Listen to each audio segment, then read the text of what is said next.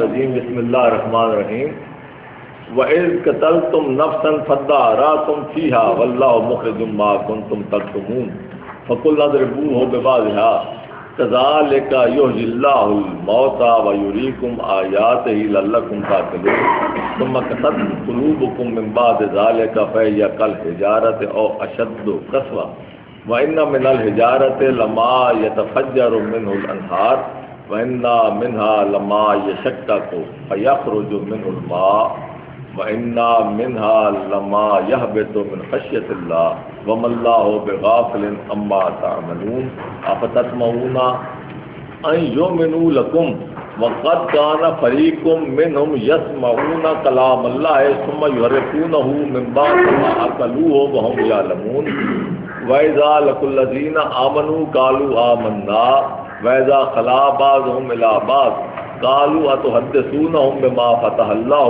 عَلَيْكُمْ لِيُحَاجُّوكُمْ بِهِ عِندَ رَبِّكُمْ أَفَلَا تَعْقِلُونَ أَوَلَا يَعْلَمُونَ أَنَّ اللَّهَ يَعْلَمُ مَا يُسِرُّونَ وَمَا يُعْلِنُونَ وَمِنْهُمْ أُمِّيُّونَ لَا يَعْلَمُونَ الْكِتَابَ إِلَّا أَمَانِيَّ وَإِنْ هُمْ إِلَّا يَظُنُّونَ فَوَيْلٌ لِّلَّذِينَ يَكْتُبُونَ الْكِتَابَ بِأَيْدِيهِمْ ثُمَّ يَقُولُونَ هَٰذَا مِنْ عِندِ اللَّهِ لِيَشْتَرُوا بِهِ ثَمَنًا قَلِيلًا فَوَيْلٌ لَّهُم مِّمَّا كَتَبَتْ أَيْدِيهِمْ وَوَيْلٌ لَّهُم مِّمَّا يَكْسِبُونَ وَقَالُوا لَن تَمَسَّنَا النَّارُ إِلَّا أَيَّامًا مَّعْدُودَةً قُلْ أَتَخَذْتُمْ عِندَ اللَّهِ عَهْدًا فَلَن يُخْلِفَ اللَّهُ عَهْدَهُ أَمْ تَقُولُونَ عَلَى اللَّهِ مَا لَا تَعْلَمُونَ بَلَىٰ مَن كَسَبَ سَيِّئَةً وَأَحَاطَتْ بِهِ خطیئتہ فاولئک اصحاب النار هم فیہا خالدون والذین آمنوا وعملوا الصالحات اولئک اصحاب الجنہ هم فیہا خالدون.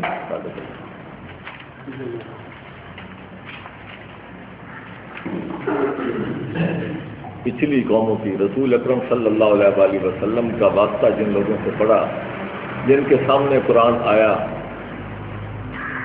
جن کے سامنے آپ نے قرآن پیش کیا اہل کتاب میں یہود و نصارہ اور مشرکین مکہ ان کو ان کے پچھلی غلطیوں کی جو ان کی امتوں میں پچھلی غلطیاں چونکہ آگے سے آگے وراثت کے طور پہ آگے چلتی ہیں امتوں میں تو اس وجہ سے وہ جو امت ہوتی ہے اس کو خطاب کیا جاتا ہے کہ تمہارے آباء و اجداد نے یہ غلط کام کیے. انہوں نے خود کچھ نہیں کیا تھا, خود تو انہوں نے انکار کیا رسول اکرم کا, لیکن یہ جو باقی غلطیاں ہیں جو ان سے ابھی پیچھے ساری گنائی گئی ہیں یہ ساری کی ساری وہ تھیں کہ جس سے وہ ان کا وہ وارث ہو رہے تھے. اور ہر دور میں یہ جو تہذیب ہے, تہذیب نام اسی چیز کا ہے کہ یہ آگے سے آگے ایک چیز کو لے کے چلتی ہے. عقیدے ایسے ہیں, کوئی عقیدہ کسی خاص دور میں نہیں پیدا ہوتا, عقائد جو ہے وہ پیچھے سے چلتے آتے ہیں اور ان کی بنیاد کیا ہوتی ہے ان علوم پہ ہوتی ہے جو ان سے پہلے ان کے آباء و اجداد نے ان کے لیے ان کے حوالے کیے ہوتے ہیں. تو یہی باتیں تھیں جس پر اللہ تعالیٰ نے ان کو چارج شیٹ کیا, اور چارج شیٹ اس لیے کیا کہ تم ان علوم کو جو تم لیے پھرتے ہو, ان عقائد کو جن کی بنیاد پہ تم نے اپنے سارا دین بنایا ہوا ہے, ان سے باز آ جاؤ, ان کی غلطیاں ان کو بتائیں اور ان کے سامنے قرآن رکھا تاکہ ان کے جو غلط عقائد ہیں, غلط رسومات ہیں, غلط رواج ہیں, ان کی غلط میراث جو ہے, جو ان کو غلط علوم ملے ہیں, تاکہ وہ سارے کے سارے چھانٹی ہو جائیں اور نیا علم العلم جو ہے جو قرآن نے ان کو دی ہے تاکہ اس کی بنیاد پہ حاصل استوار ہو جائے. تو ہمیں اس دور کا یہ سارا مکالمہ بتانے کی کیا ضرورت ہے؟ رسول اکرم کی بات ان سے ہو گئی, جو کچھ انہوں نے سمجھنا تھا سمجھ لیا, اور جنہوں نے ماننا تھا مان لیا, جنہوں نے نہیں ماننا تھا نہیں مانا. لیکن قرآن میں اس بات کو محفوظ کرنے کی ضرورت کیوں پیش ہے؟ یہ سارا جو مکالمہ ہوا اور جو ان کے جواب ہوئے, جو اللہ تعالیٰ نے ان پر چارج شیٹ لگائی, یہ ساری کی ساری ہمیں اس لیے بتائی جا رہی ہے کہ آپ کو بھی اسی طرح کے ذہن سے، اسی طرح کے عقائد سے، اسی طرح کے سارے حالات سے آپ کو واسطہ پڑ سکتا ہے۔ کل کو آپ کو بھی وراثت میں ایسی چیزیں مل سکتی ہیں جن کی بنیاد پہ آپ نئے نئے عقائد کھڑے کر سکتے ہیں۔ کیونکہ قرآن قیامت تک کے لیے صافی اور شافی چشمہ ہدایت ہے آپ کے پاس، تو اس لیے ان کی روح سے، ان آیات کی روح سے، اس قرآن کی تعلیم کی روح سے آپ بھی اپنے عقائد کی، اپنی تعلیم کی، اپنی وراثت کی تصحیح کر سکتے ہیں۔ آگے آپ کی مرضی، آپ کے سامنے دونوں چیزیں موجود ہیں۔ پچھلی قوموں کا جو لائے عمل اور جو احوال ہے وہ بھی آپ کو بتا دیا گیا، کہاں کہاں سے وہ بھٹکے وہ بھی آپ کو بتا دیا گیا، اور یہ بھی بتا دیا گیا کہ آپ کے پاس جو صافی اور شافی چشمہ ہدایت ہے وہ کیا ہے۔ اب یہ مرضی آپ کی، جیسے انہوں نے اپنی مرضی کی رسول اکرم کے دور میں، ایسے آج بھی آپ آزاد ہیں، اما شاکرم اما کفورا۔ تو یہاں بات شروع ہو رہی ہے کہ ان کی پچھلوں کی، وَإِذْ قَتَلْتُمْ نَفْسًا فَادَّارَأْتُمْ، پھر جب تم نے ایک قتل کر دیا انسان، فَادَّارَأْتُمْ، پھر تم اس میں آپس میں کیا ہو گئے، مختلف ہو گئے، شک میں پڑ گئے، جھگڑنے کرنے لگے ایک دوسرے پر، وَاللَّهُ مُخْرِجٌ مَا كُنتُمْ تَكْتُمُونَ، اور اللہ تعالیٰ نے یہ چیز ٹھان لی تھی کہ جو کہ تم چھپا رہے ہو اس کو ظاہر کر دے۔ تو اس دور میں فَقُلْنَا اضْرِبُوهُ بِبَعْضِهَا، تو ہم نے کہا کہ اس کے ایک حصے کو دوسرے حصے سے مارو۔ اس کا صحیح ترجمہ بالکل یہی بنتا ہے، میں نے 2-3 ترجمے پڑھے ہیں، مولانا مودودی صاحب کا بھی پڑھا ہے، سب نے اس کا ترجمہ یہی پڑھا ہے، کیا ہے کہ اس کے ایک حصے کو دوسرے حصے سے مارو۔ اب گائے اس میں زبردستی آ گئی ہے، اصل بات تو یہی ہے، بنیادی بات۔ اور اس کے پیچھے تھیم کیا تھی؟ تھیم یہی تھی، کذالک اللہ یحیی اللہ الموتیٰ، اسی طریقے سے اللہ تعالیٰ مردوں کو زندہ کرے گا، اللہ تعالیٰ مردوں کو زندہ کرے گا۔ اصل بات تو یہ ہے، اصل بات یہ ہے کہ اللہ تعالیٰ یعنی آپ سے جتنے لوگ جو گزر گئے ہیں، ہر بندے نے جو موجود ہیں، ہر بندے نے اپنے اپنے اعمال کا جواب دینا ہے، اور اس نے جواب دینا ہے کہ اس کو زندہ کیا جائے گا قیامت کے دن۔ تو یہ ان کے سامنے اللہ تعالیٰ نے ایک نشانی بتائی کہ جیسے حضرت ابراہیم نے پوچھا کہ کیا بھائی یہ موت ہے، تو مردوں کو کیسے زندہ کرے گا، یہ ہر دور میں رہا۔ حضرت وہ جو تھے عزیر نام قرآن میں نہیں آیا، لیکن چونکہ مشہور ان کے نام سے ہے، انہوں نے کہا کہ یہ کیسے زندہ ہوگا۔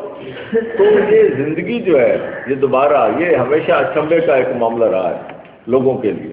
تو اللہ تعالیٰ نے انبیاء کے ذریعے اس طرح کے معجزات جو ہیں وہ اپنی اپنی قوموں کو دکھائے، اور یہاں بھی اللہ تعالیٰ نے فرمایا کہ اس کو اس کے کچھ حصوں سے مارو، بعض حصے کو بعض سے مارو۔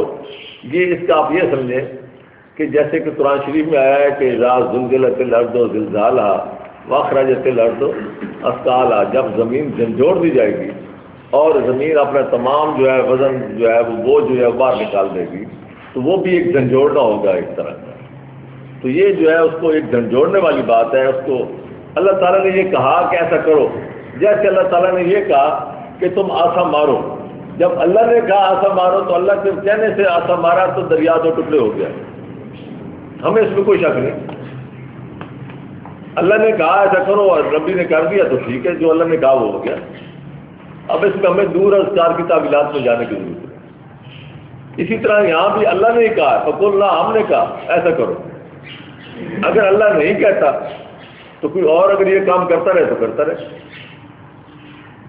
کوئی اور آسا لے کے دریا کے کنارے کھڑا ہو جائے مارتا رہے، نہیں ہوگا، چاہے نبی کیوں نہ ہو۔ جب اللہ نے کہا کہ ایسا کرو تو جب نبی نے کیا تو ہو گیا، جو اللہ تعالیٰ چاہتے تھے وہ کروا دیا۔ تو یہ ایک مخصوص معاملہ ہے، یہ معجزہ ہے۔ جو لوگ معجزے کو نہیں مانتے وہ اس کی تعویلیں کرتے ہیں، ہمارا ان سے کوئی جھگڑا نہیں۔ ہمارے نزدیک یہ قرآن میں ایسے بہت سارے مقامات ہیں جب اللہ نے کہا، اللہ انٹروین بھی اس وقت کرتا ہے جب کوئی معجزے کا معاملہ ہوتا ہے، ورنہ تو یہ عام روٹین میں بات ہوتی ہے۔ کتا آپ کے سامنے آ گیا، آپ اس کو پتھر مارو، یہ آپ کو کسی نے کہنے کی ضرورت نہیں ہے۔ آپ کے سامنے آپ کا دشمن آ گیا، آپ اپنا ہتھیار سنبھالو، اپنی لاٹھی سنبھالو، اس کو مارو، اس سے بچاؤ، یہ کوئی کسی کے وحی کی ضرورت نہیں ہے۔ لیکن جب ایک خاص وقوع اللہ تعالیٰ نے ضرور پذیر لانا ہوتا ہے تو جب وہ بات کرتے ہیں اللہ تعالیٰ تو اللہ کہتے ہیں کہ ہم نے کہا۔ فقلنا یا نار کونی بردم. اب ہر کوئی جو ہے بے شک یہ پڑھتا رہے قلنا یا نار کونی اور آگ میں چلا جائے، نہیں ہو سکتا. وہ اللہ نے کہا تھا نبی اس وقت ایک نبی کے معاملے میں آگ سے ڈائریکٹ بول رہا ہے. ہم نے کہا ہے آگ ٹھنڈی ہوتا ہے. اب کوئی کہ جی سینوں کی آگ تھی، سینوں کی آگ تو پہلے بھی جل رہی تھی، بعد میں بھی جل رہی ہے. قرآن کہتا ہے کہ انہوں نے کہا کہ میں یہاں سے اب ہجرت کر جاؤں گا، تو اگر سینوں کی آگ ٹھنڈی ہوگی تو وہ شیر و شکر ہو جاتے، ان کو وہاں سے ہجرت کرنے کی ضرورت ہی نہ ہوتی. جو بھی ہر ایک اپنا اپنا معاملہ ہے، ہمارا معاملہ بڑا سیدھا ہے. جو قرآن نے کہا وہ ٹھیک، اور جو اللہ نے کہا، اب اللہ نے کہا فقلنا، ہم نے کہا رضربوہ ببعض، تو وہ کیا کذالک یحیی اللہ الموتیٰ، اسی طرح اللہ تعالیٰ مردوں کو زندہ کرے گا. اور ویریکم آیاتہ، اور تمہیں دنیا میں یہ اپنی نشانیاں دکھاتا ہے. یہی وہ زندہ کرنے قیامت کے حوالے سے، یہ اس کی نشان ہے تاکہ تمہارا ایمان اس پہ پختہ ہو. لعلکم تعقلون، تاکہ تم عقل سے کام لو. تم اس بات پہ تمہاری عقل جو ہے وہ پختہ ہو جائے کہ اللہ تعالیٰ اسی طرح مردوں کو زندہ کرے گا. یہ حقیقت ہے، یہ وہ چیز ہے جو مردوں نے زندہ ہونا ہے، قیامت آنی ہے، اس میں کوئی شک نہیں. ثم قست قلوبکم، اتنا بڑا معجزہ دیکھنے کے باوجود، یہ قست قلوب تو یہ فکرہ بتا رہا ہے کہ یہ کوئی معجزہ ہی تھا، کوئی انہونی چیز تھی. ثم قست قلوبکم، تمہارے دل اس سے بھی سخت ہو گیا. من بعد ذالک، اس کے بعد، یہ ذالک کا اشارہ اسی طرف. فہی کالحجارہ، جیسے کہ پتھر ہو جائے. تمہارے دل اتنے سخت ہو گئے جیسے کہ پتھر. اور اشد و قسوہ، یا سختی میں پتھر سے بھی بڑھ گئے. وَإِنَّ مِنَ الْحِجَارَةِ لَمَّا يَتَفَجَّرُ مِنْهُ الْأَنْهَارُ، ایسے پتھر ہوتے ہیں، حالانکہ پتھر بھی ایسے ہوتے ہیں کہ جن میں سے چشمے پھوٹ پڑتے ہیں. یعنی ان کی سختی جو ہوتی ہے وہ خاص حد تک ہوتی ہے، کبھی کبھی اس میں سے پانی کا چشمہ بھی نکل آتا ہے. ان کے اندر سے فیض جاری ہو جاتا ہے، ان کے اندر سے لوگوں کے لیے منفعت، نفع رسانی کی بات شروع ہو جاتی ہے. اور منا لما یشکا کو فیخرج منہ الماء، اور پھر کئی ایسے ہوتے ہیں جن میں سے پانی رسنا شروع ہو جاتا ہے. کسی میں سے تو پورے چشمے پھوٹ اٹھتے ہیں کہ جو آگے سے ندی اور نالے بن جاتے ہیں، اور کئی ایسے ہیں جو کہ پانی جن میں سے رستا رہتا ہے. ہر طرح کے ہوتے ہیں. پتھروں میں بھی یہ چیزیں ہیں، لیکن تم تو ان سے بھی کیا گزرے ہو. وَإِنَّا مِنْهَا لَمَا يَهْبِطُ مِنْ خَشْيَةِ اللَّهِ، اور کئی ایسے ہوتے ہیں جو اللہ کے خوف سے لرز کر گر جاتے ہیں. کچھ نہ کچھ اثرات ہر چیز میں اللہ تعالیٰ نے فرمایا نا قرآن کریم میں کہ یہ جو قرآن ہے یہ اگر ہم پہاڑ پر نازل کرتے تو کیا ہوتا؟ اللہ کے خوف سے پھٹ جاتا. یہ اللہ کے کلام کا ایک اثر ہوتا ہے. جو دل ہوتے ہیں، یہ دل ایسے ہیں کہ ان پر اللہ کے کلام کا اثر ہونے کی بجائے اور سخت ہو جاتے ہیں. لیکن یہ وہ سخت ہوتے ہیں جو کہ اللہ کے کلام کو وہ اہمیت دینے کو تیار نہیں ہوتے. اصل بات تو آپ کے اندر ہے. کلام کے اندر تو جو اثر ہے وہ تب ہوگا اگر آپ کا دل اس کو قبول کرنے کو تیار ہو. اگر آپ ماننے کو بھی تیار نہیں ہیں کہ قرآن کی اہمیت کیا ہے، اور آپ دوسرے کلام کو زیادہ اہمیت دینے کو تیار ہیں، شعر و شاعری میں آپ کو وجد آ جاتی ہے، قوالی سننے میں آپ دھمال ڈالنا شروع ہو جاتے ہیں، تو یہ تو آپ کا اپنا دل ادھر اٹکا ہوا. وہ بھی تو کلام ہے جس میں آدمی ناچنا شروع ہو جاتا ہے بے ساختہ. تو کیا اللہ کے کلام میں اتنا اثر نہیں ہے کہ یہ انسان کا دل جو ہے اسے نرم ہو جائے؟ تو اصل بات ہمارے اپنے اندر ہے کہ ہمیں اس قرآن کے یا اللہ کے کلام کا وہ مقام ہی ہمیں معلوم نہیں، یا ہم اس کو وہ مقام دینے کو تیار ہی نہیں. یہ ہمارا مسئلہ ہے. جتنا ہم اللہ کے کلام کے آگے جھکیں گے، جتنا ہم اپنا مقام اور اللہ کے مقام کا صحیح ادراک کریں گے، اتنا زیادہ اللہ کا کلام ہمارے اوپر اثر کرے گا. اور یہ اللہ کا کلام تب اثر کرے گا اگر آپ سمجھ رہے ہیں. جب آپ کو سمجھ ہی نہیں آئے گی، آپ کو سمجھنے کی کوشش ہی نہیں کریں گے، تو یہ آپ پر اثر بھی نہیں کرے گا. میں آج ہی پڑھ رہا تھا اخبار میں کہ باہر امریکہ میں ڈاکٹروں نے، آج کے اخبار میں نے پڑھا، ایک وہ سنڈے میگزین تھا، کہ انہوں نے قرآن تھراپی کے حوالے سے کچھ تجربات کیے ہیں، جدید ترین آلات مریضوں کے ساتھ لگا کے،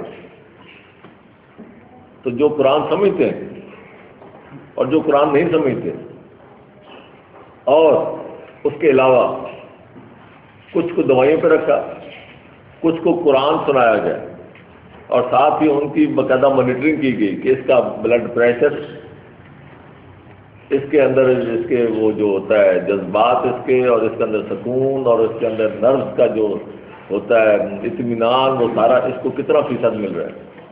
انہوں نے بتایا کہ جس پر صرف قرآن، جو قرآن نہیں سمجھتا لیکن اگر کلام پڑھا جا رہا ہے بشرطے کو توجہ سے سنا ہے، سمجھے، تو اس پر بھی اثر ہوتا ہے، لیکن جو سمجھتا ہے اس پر اتنا اثر ہوتا ہے کہ اس کا بلڈ پریشر اور اس کی شوگر اور اس کے باقی سارے معاملات بہت حد تک ڈاؤن ہونا شروع ہو جاتے ہیں،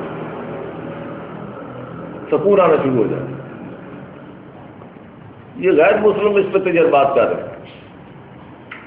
سنڈے میگزین جالبات نہیں ہے، یہ مجھے شک پڑتا، میں نے 3 پڑھے ہیں اتفاق سے، آج بھی مجھے مل گئے تھے۔ ایک مشرق تھا، ایک تھا جنگ کا تھا، اور ایک غالباً اس کا ایکسپریس، میرا خیال مشرق میں ہوگا، میرا خیال ہے، یا اس میں ہوگا جنگ میں، دونوں میں سے ایک میں ہے۔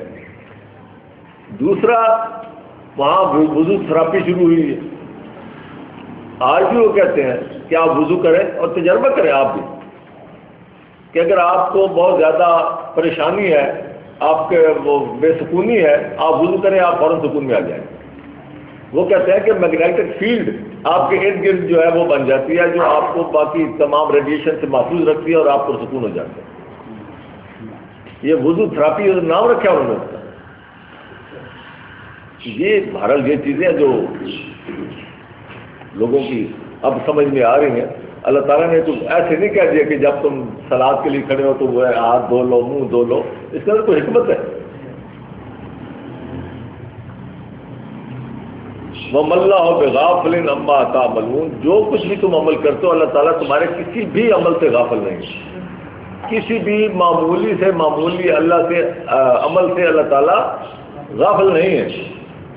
أَفَتَطْمَعُونَ أَن يُؤْمِنُوا لَكُمْ، اب ہمیں کہا جا رہا ہے ان کی ساری پچھلی چارج شیٹ یا ان کی غلطیاں یا ان کی جو کوتاہیاں یا جہاں جہاں سے وہ بھٹکے وہ سارے مقامات بتانے کے بعد اب ہمیں کہا جا رہا ہے کہ افتتمعون، کیا تم یہ توقع رکھتے ہو ان یؤمنوا لکم، کہ وہ تمہاری بات تمہیں مان لیں گے،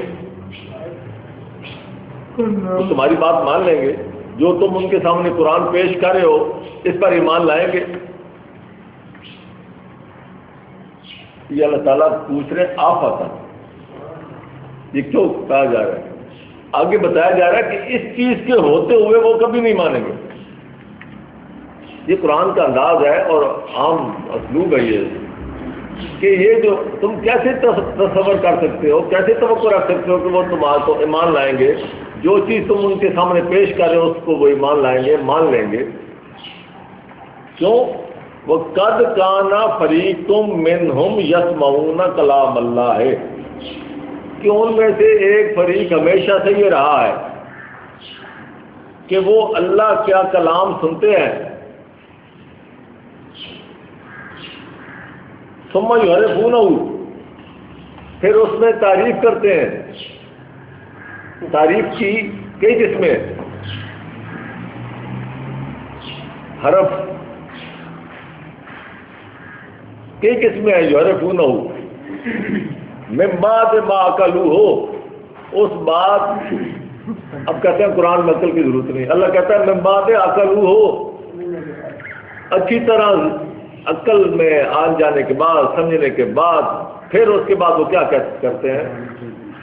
اس میں تعریف کرتے ہیں۔ تعریف کے کئی طریقے ہیں، جو آج کل کے طریقے ہیں وہ بھی آپ سن لیں۔ اس وقت تو یہ ہوتا تھا کہ کلام اللہ کے اندر وہ اب اپنے بزرگوں کے اقوال اور ان کے جو بھی باقی باتیں ہوتی تھیں وہ سارے اس میں شامل اکٹھا کر دیتے تھے. عقلو یعنی اللہ کے کلام کا عقل کہتے ہیں کسی چیز کو محفوظ کر لینا. اللہ کا کلام الگ کتاب کی شکل میں ہونے کے باوجود انہوں نے اس کے اندر بہت ساری آمیزش کر دی. اس کا اللہ تعالیٰ نے ان پر ایک اور جگہ پہ چارج شیٹ بھی لگائی ہے.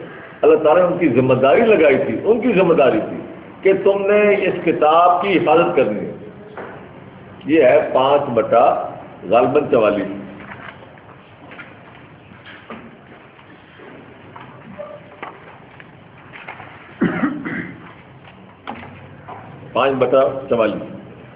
انا انزلنا التوراۃ، صفحہ نمبر 140. ہم نے تورات نازل کی، فیہا ھدی و نور، اس میں ہدایت اور نور تھا. یحکم بہا النبیون، اس کے ذریعے نبی جو تھے وہ احکام دیتے رہے. آپ سن رہے ہیں؟ نہیں سن رہے. جتنے انبیاء تھے کس کے ذریعے سے احکام لوگوں کو دیتے رہے؟ تورات اور انجیل کے ذریعے، یا جو بھی اللہ کی کتاب تھی. یعنی انبیاء نے جو بھی ہدایت دی لوگوں کو، جو بھی احکام دیے، کس کے ذریعے دیے؟ اللہ، کتاب اللہ کے ذریعے. اس کے علاوہ کہیں سے نہیں دیے. یہ سب سے پہلی بات ہے. اور اس کے بعد الذین اسلموا للذین ہادوا والربانیون والاحبار، اور وہ لوگ جو کہ مانتے رہے اس کو، اور اس کے بعد ان یہودیوں کے لیے، ان مومنوں کے لیے، مسلمانوں کے لیے جن کو یہ مخاطب تھی، جن کے لیے تورات آئی تھی، ان کے احبار اور علماء اور مشائخ، یہ سارے کے سارے بِمَسْتُحْفِظُوا مِنْ کتاب اللہ وَكَانُوا عَلَيْهِ شُهَدَاءَ، ان کو اس کی ذمہ داری دی گئی تھی حفاظت کی. انبیاء اسی کے ذریعے احکامات دیتے رہے، اور اس کے علماء اور مشائخ کو بھی اسی سے احکام دینا تھے، اور اس وجہ سے کہ ان کو اس کی حفاظت کی ذمہ داری دی گئی تھی. باب استفعال سے بات آئی ہے.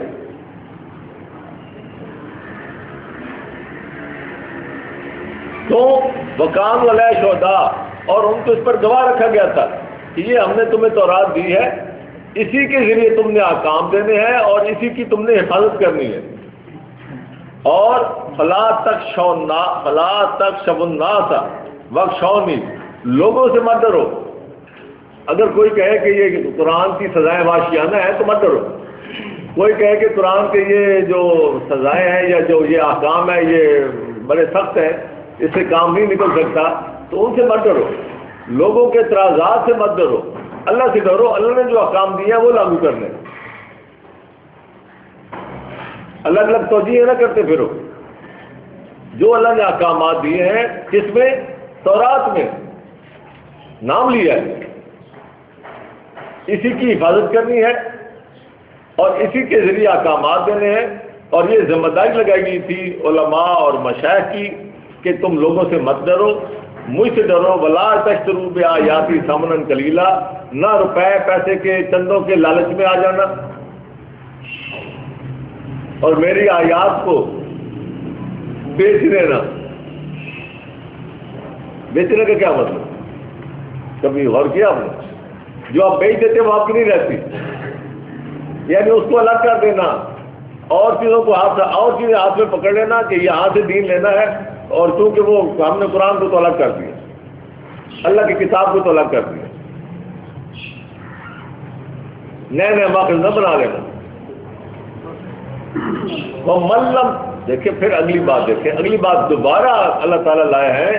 یہ جو کچھ پچھلی باتیں میں نے کی ہیں اس کی تائید کے لیے. وَمَن لَّمْ يَحْكُم بِمَا أَنزَلَ اللَّهُ، جو اللہ کے نازل کیے ہوئے کے بغیر حکم دے گا، فَأُولَٰئِکَ هُمُ وہی کافر. اب آئے واپس. یہ فریق تھے، یسمعون کلام اللہ، اللہ کا کلام سنتے تھے، ثم یعرفونہ، پھر انہوں نے اس میں تعریف کر دی، من بعد ما عقلوہ، جبکہ ان کے پاس باقاعدہ محفوظ شکل میں ایک چیز ہم نے ان کو دے دی تھی اور انہوں نے اس کو سمجھ بھی لیا تھا، وہم یعلمون، وہ جانتے بھی تھے کہ ہم نے احکام کہاں سے دینے ہیں۔ تو یہ جو تعریف ہے انہوں نے کیا کیا، انہوں نے اپنے بزرگوں کی روایات، اپنے بزرگوں کے اقوال، ان کو تقدس کا درجہ دے کے اپنی کتابوں کے اندر ملا دیا۔ وجہ تورات کی اور انجیل کی حفاظت کی ذمہ داری ان کے حوالے تھی۔ آپ ذرا سمجھنے کی کوشش کریں، تورات کی اور انجیل کی حفاظت کی ذمہ داری ان کے علماء اور مشائخ کو دی گئی تھی۔ اللہ تعالیٰ نے اسی حوالے سے قرآن کی ذمہ داری خود لے لی کہ یہ کوئی دوبارہ اس میں اپنے اقوال، روایات اور بزرگوں کے نام سے جو ساری باتیں ہیں وہ اس میں شامل نہ کر سکے تاکہ وہ دین نہ بن سکے۔ اور یہ تعریف، اب ہم نے تعریف جو کی ہے وہ کیا ہے، ہم نے 3 قسم کی تعریف کی ہے قرآن میں۔ پہلی بات، ہم نے لوگوں میں دیکھو اسی روایات کے ذریعے جس سے اللہ تعالیٰ نے بچایا ہے، اللہ تعالیٰ نے آج بھی بچایا ہوا ہے، لیکن ہمارے عقیدے کیا بن گئے، ہم نے روایات کو آگے رکھتے ہوئے اس کی بنیاد پہ ہم نے قرآن کے اندر یہ مانا ہے کہ اس کی بہت ساری آیتیں منسوخ ہیں جس کا پتہ ہی نہیں کسی کو۔ اگر کوئی آپ کسی سے پوچھیں کہ کتنی منسوخ ہیں، وہ کوئی ایک لسٹ کسی کے پاس نہیں ہے۔ یہ عقیدہ رکھو کہ یہ اس میں منسوخ ہیں۔ میری کتاب وہ ایک جب پہلی دفعہ چھپی تھی حقیقت احمدیت، اس میں جامعہ مدنیہ کریم پارک والوں نے تبصرہ لکھا، اپنے ان کا رسالہ تھا انوار مدینہ، میرے پاس پڑا ہے ابھی بھی۔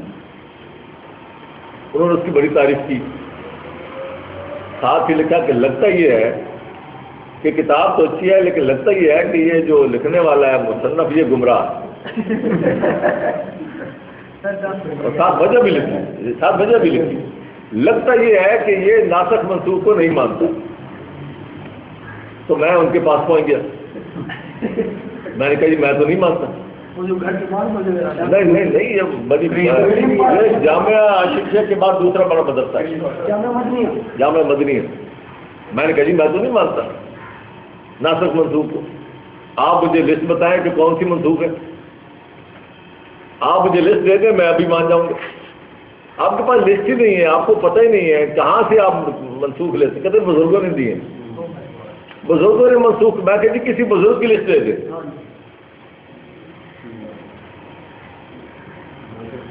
بزرگوں میں جو بات چل رہی ہے یہ ہے روایات کا کمال،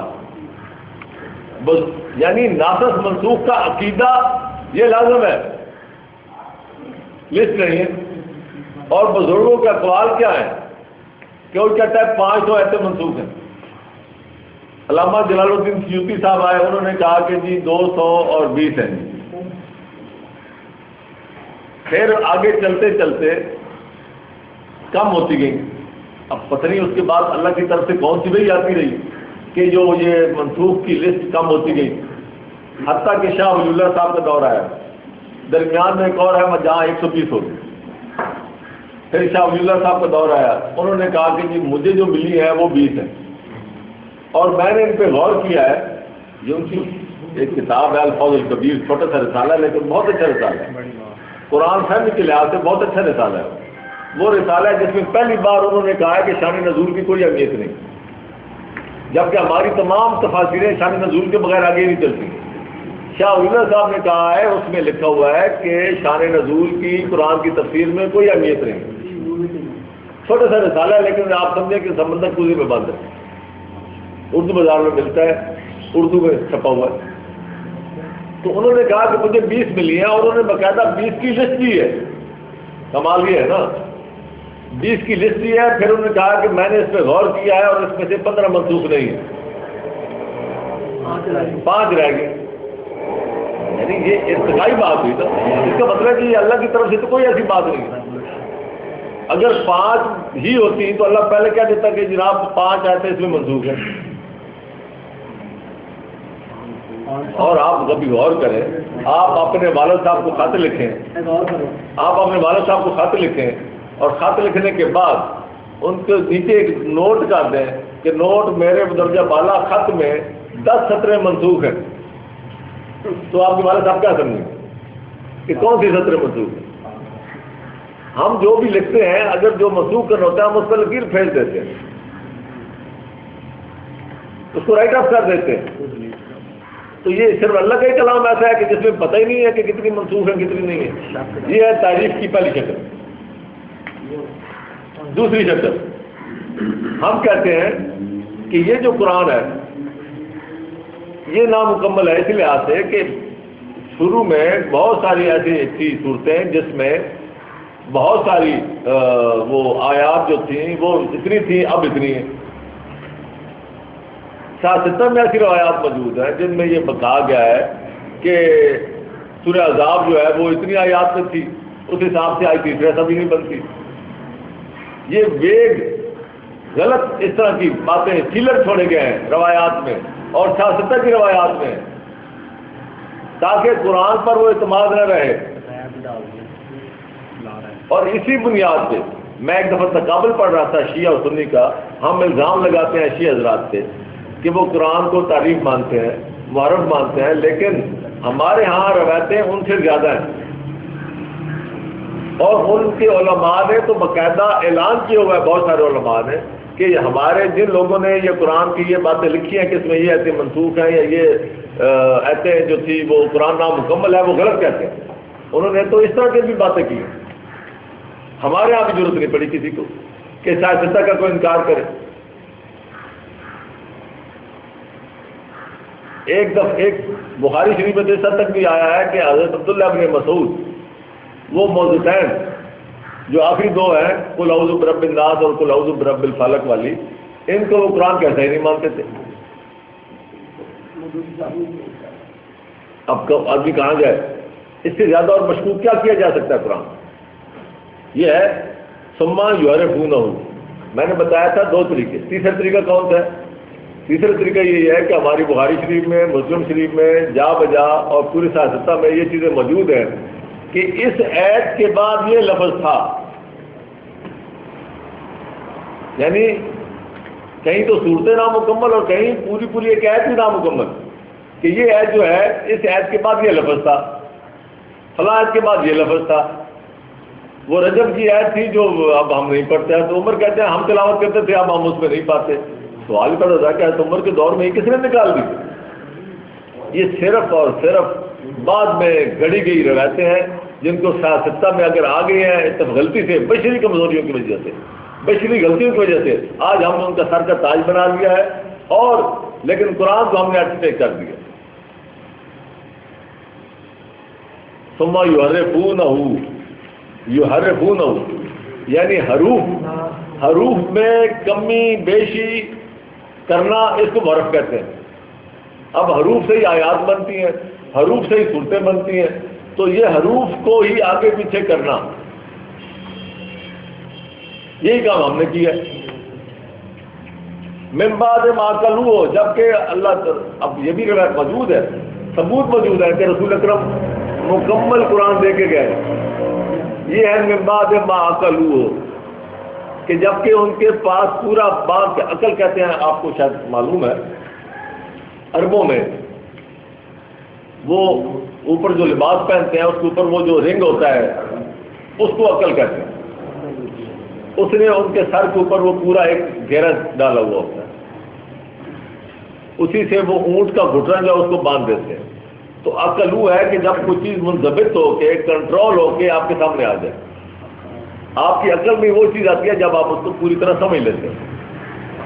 تو من بعد ما عقلوا، رسول اکرم جو ہے وہ آپ کی عقل کے مطابق قرآن کو عقلو کر کے گئے۔ بین دفتین روایات میں بھی آتا ہے، آپ قرآن کو بین دفتین دے کے گئے تحریری شکل میں، جس کا حفاظت کا ذمہ رب کے حوالے ہے۔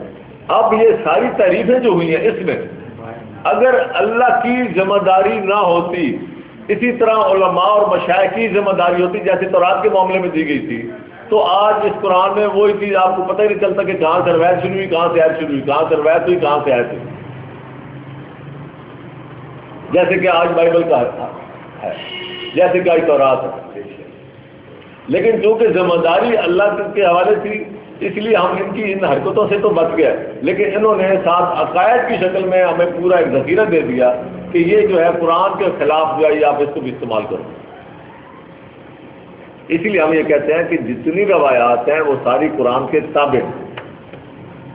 اگر کوئی روایت یہ کہے گی کہ قرآن کی یہ آیت غلط ہے تو ہم اس روایت کو غلط کہیں گے، اگر آیت کہے گی کہ یہ روایت غلط ہے تو ہم روایت کو غلط کہیں گے۔ آپ میری بات سمجھیں، فوقیت کس کو ہے؟ فوقیت قرآن کو ہے، فوقیت آیت کو ہے، روایت کو نہیں۔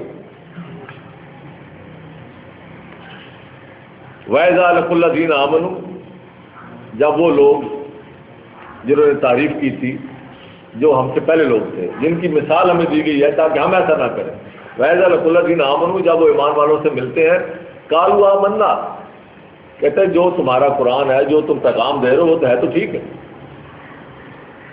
وَإِذَا خَلَا بَعْضُهُمْ، یہ اصل میں قَالُوا آمَنَّا جو ہے نا، اس کے اندر ایک بڑی حکمت ہے، اصل میں ٹائم کم ہے مجھے وہ پھر آگے جانا پڑتا ہے۔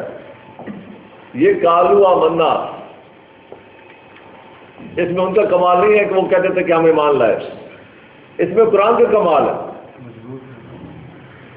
آج بھی آپ قرآن کو پیش کریں صحیح دنیا کے سامنے، دنیا کو بولنا پڑے گا، چاہے اوپر سے بولیں چاہے اندر سے بولیں، قَالُوا آمَنَّا۔ یہ عین انسان کی فطرت کے مطابق کلام ہے، اور یہ اس ہستی کا کلام ہے جس نے انسان کو پیدا کیا ہے۔ یہ کوئی کسی مسلمان کا میراث نہیں ہے، یہ انسان کی میراث ہے۔ ہم سے سب سے بڑی غلطی ہوئی ہے کہ ہم نے اس کو اپنے ساتھ چمٹایا ہوا ہے، اور اس کو ایسا چمٹایا ہوا ہے کہ ہم خود بھی اس کو نہیں پڑھتے، اور ہم نے اس کو اپنی میراث بنا لیا۔ یہ پوری انسانیت کی میراث ہے۔ جب بھی انسان کے سامنے، انسانیت کے سامنے یہ قرآن آئے گا، ان کو کہنا پڑے گا قَالُوا آمَنَّا، بشرطے کہ ہم کسی کو اس کے حوالے تو کریں۔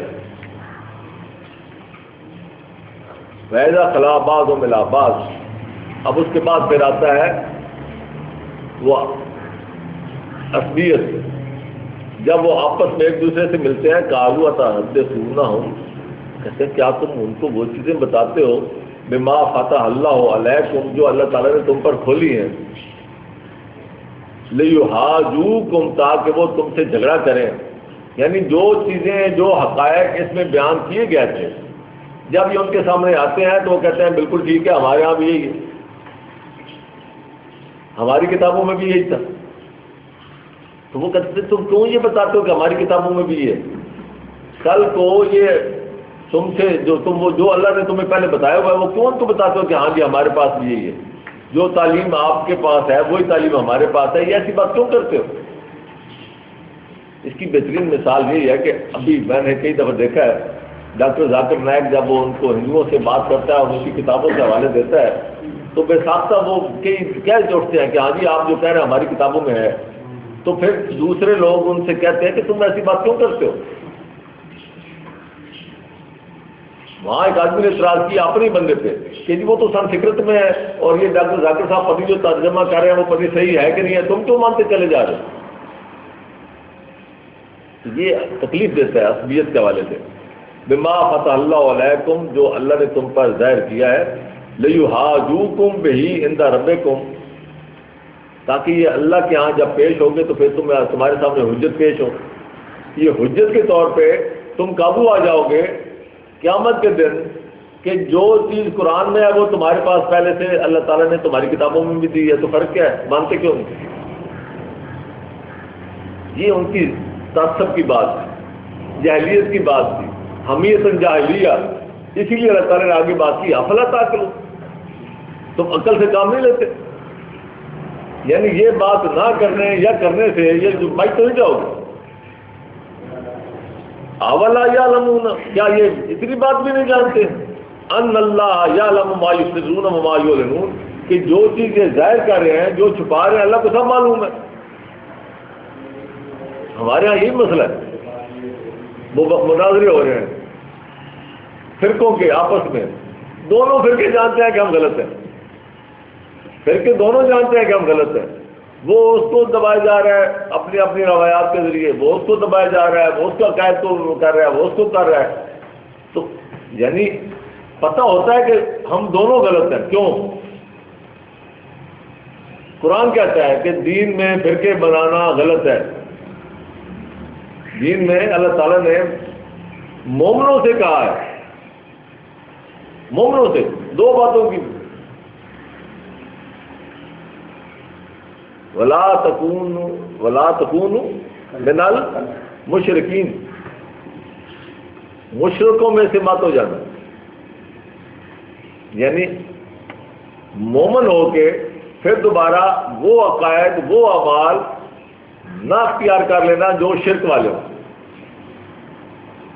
جاہلیت والے شرک. یہ آستانے، یہ دربار، یہ سارے آباد کرنا، یہ کیا ہے؟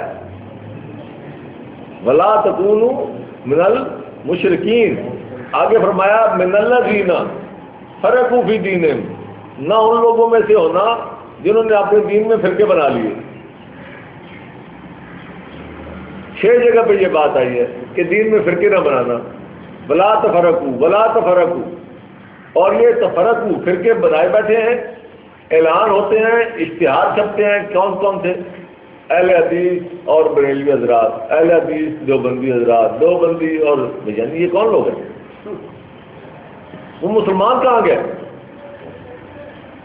جامع مسجد اہل حدیث، جامع مسجد یا غوث اعظم، عجیب نام ہے.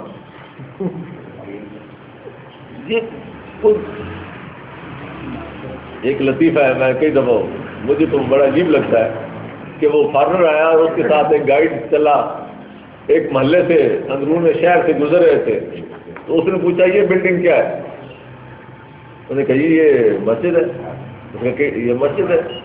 آگے گیا، انہوں نے کہا یہ کس کی، یہ کیا ہے؟ انہوں نے کہا یہ بھی مسجد ہے. انہوں نے کہا جی یہ وہ ہے، یہ بھی ہے. کہتا جی وہ سنیوں کی ہے، یہ شیعہ کی ہے. آگے بھیجتے انہوں نے کہا یہ کیا ہے؟ کہتا یہ بھی مسجد ہے. انہوں نے کہا آپ کون ہیں؟ انہوں نے کہا جی یہ بریلوی ہے، یہ سنیوں کی شاخ ہے. اور آگے چلے، یہ کیا ہے جی؟ یہ بھی مسجد ہے جی. یہ کس کی ہے جی؟ یہ دو بندیوں کی ہے جی. اچھا. آگے گیا، اور بلڈنگ تھی. ان کا یہ کیا ہے؟ کہتا یہ سینما ہے. انہوں نے پوچھا یہ کس کا ہے؟ کہتا یہ سب کا ہے. اللہ کے گھر بانٹے ہوئے ہیں. یہ کتنا بڑا وہ ہے، اس میں اختلاف نہیں ہے. یہ اللہ تعالیٰ نے جب دین میں تفرقے کی ممانعت کی ہے، منع کیا ہے، تو یہی وجہ ہے کہ جو اللہ کا کام ہے، جو دین کا کام ہے، اس میں پھر سارے شیطان تو وہاں جا کے کھیلتا ہے. یہیں سے اندازہ لگا رہے ہیں سننے میں شیطان کو تفرقہ ڈالنے کی کیا ضرورت ہے. یہیں سے بھی اندازہ ہوتا ہے کہ تفرقہ کس کا ڈالا ہوا ہے.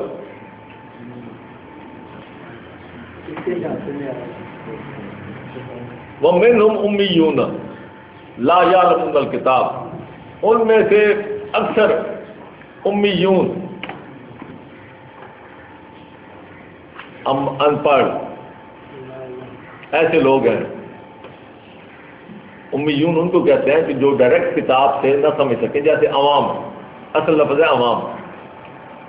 عوام ہے جو ڈائریکٹ کتاب کو نہیں سمجھتے براہ راست.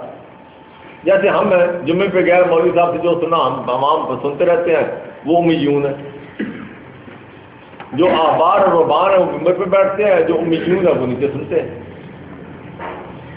تو ان میں سے ایسے لوگ ہیں جو صرف بس سنتے ہیں ان کی باتیں. عوام ہے لا یعلمون، وہ اپنے طور پہ کتاب کو پڑھتے ہی نہیں. الا امانیہ، سوائے اس کے جو مذہبی جوش و خروش اور آرزوئیں اور اس طرح کی طلب اور پیدا کی جاتی ہے. امانی، آرزوئیں، جوش و خروش، مذہبی جوش و خروش، اس کو امانی کہتے ہیں. یہ چیزیں ان کے اندر پیدا کی جاتی ہیں. الا امانی وَإِنْهُمْ إِلَّا يَظُنُّونَ، وہ کیا ہے؟ وہ صرف ظن کی پیروی کرتے ہیں. کیسے زن کس کو کہتے ہیں؟ جو ڈائریکٹ کتاب سے خود نہ لے، دوسروں سے اخذ کرے، سنی سنا جو اس نے کیا کیا اس کو مانتا چلا گیا، وہ یظنون۔ اکثریت ان میں ایسے لوگوں کی ہے، علماء کے مشائخ کے بہکاوے میں آئے ہوئے، لیکن فویل الذین، لیکن تباہی ان لوگوں کے لیے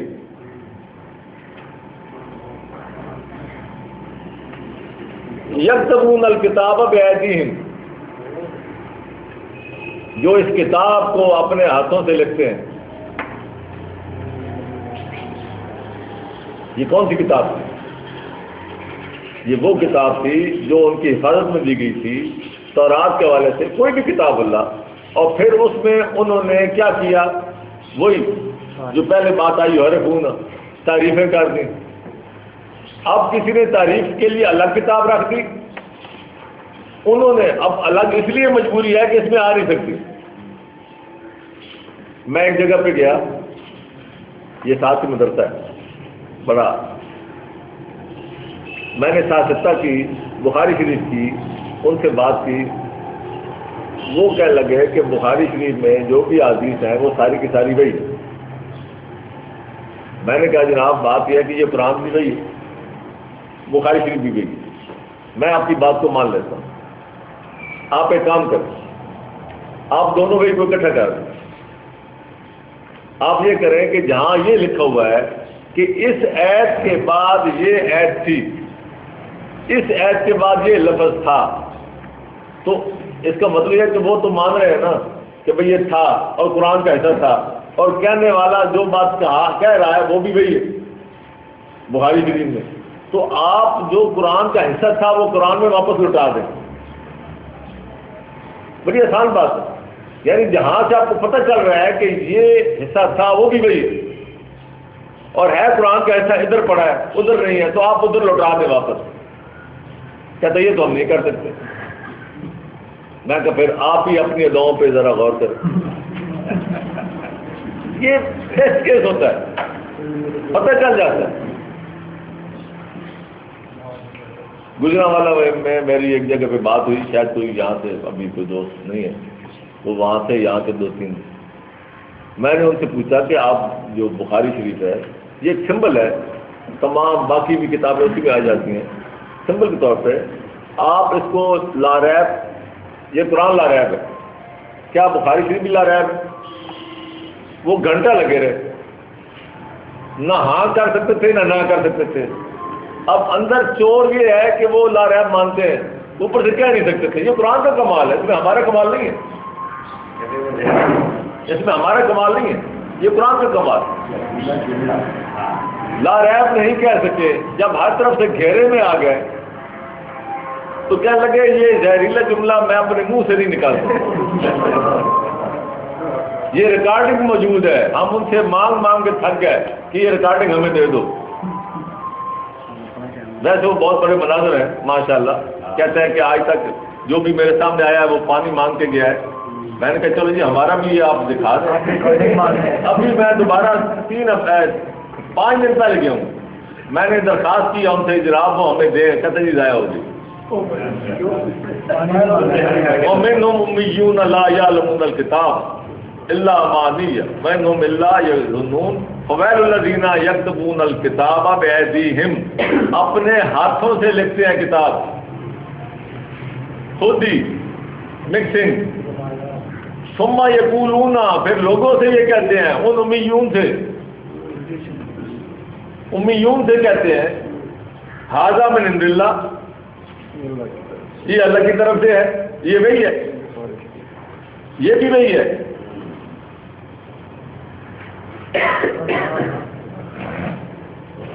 کہتے ہیں جی اس دور میں حافظہ پڑا ہوتا تھا، اچھا میں نے ان کے سامنے 6 حدیثیں رکھ دی جس میں یہ لکھا ہوتا کہ میں یہ ہے یا حضور پاک نے یہ فرمایا اور یہ میں بھول گیا، یہ تھا یہ تھا اور میں بھول گیا۔ میں نے کہا یہ حافظہ تو یہ پڑا ہوا ہے، جو آپ کو بتاتے ہیں اس کی اہمیت اتنی اسی طرف میں سیاستہ میں موجود ہے کہ یہ ساری بات غلط کرتے ہیں۔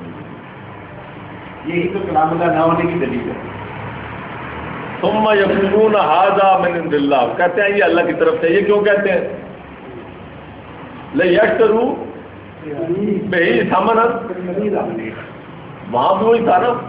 تو رات میں نے جو وہاں پڑھایا آپ کو سورہ مائدہ میں 5/44 میں، کہ ایسا نہ کرنا کہ اس میں مکسنگ شکسنگ کر دینا اور پھر کہنا یہ لیشتروا بہ آیاتا ثمنا قلیلا فویل لہم مما کتبت ایدیہم وویل لہم مما یکسبون، پس تباہی ہے ان کے لیے جو یہ کام کرتے ہیں اس طرح کا، اور پھر وہ بھی ان کے لیے باعث تباہی ہوگا جو اس سے وہ فوائد حاصل کرتے ہیں.